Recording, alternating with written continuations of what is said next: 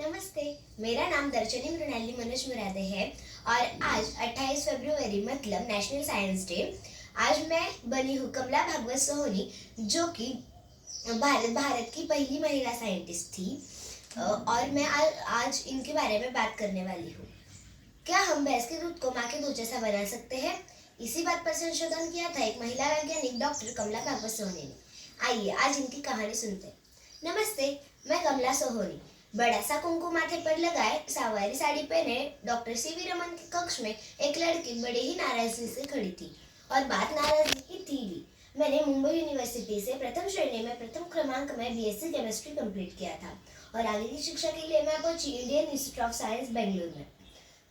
मैंने Indian institute of science Bengaluru में आगे की शिक्षा के लिए मेरी अर्जी की थी, लेकिन मेरी अर्जी नामंजूर की गई।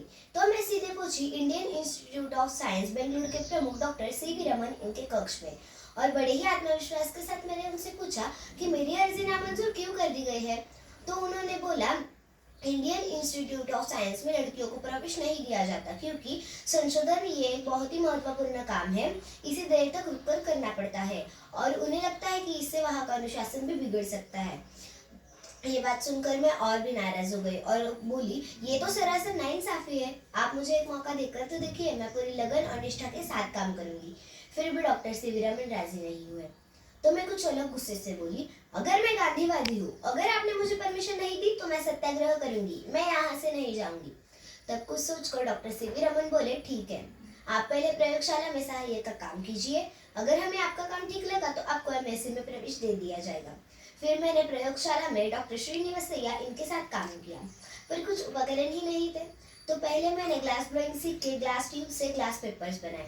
इतना ही नहीं बल्कि उसमें कैलिब्रेशन करना, उसकी पैरासिटी निकालना, डायलिसिस के लिए चिल्ली बनाना, इत्यादि कई बुनियादी बातें मैंने वहाँ पर सीखी। और बस 6 ही महीने में डॉक्टर सीवी रमन मेरे काम से खुश हो गए और मुझे एमएससी में प्रवेश दे दिया गया। फिर आगे मैंने दूध की पोषकता और उसके पचन पर काम किया। माँ का दूध, भैंस का दूध, गाय का दूध, गधी का दूध, इस सब का तुलनात्मक अध्ययन किया और उसमें से कई रोचक बातें सामने आई। हमें यह पता चला कि दूध में होने वाले अणु का आकार उसका पचन डिसाइड करता है, यानी दूध में होने वाले अणु का आकार जितना छोटा होगा उतना ही दूध पचने में हल्का होगा। इतना ही नहीं बल्कि इंडियन इंस्टीट्यूट ऑफ साइंस के दरवाजे लड़कियों के लिए भी खुले कर दिए गए थे।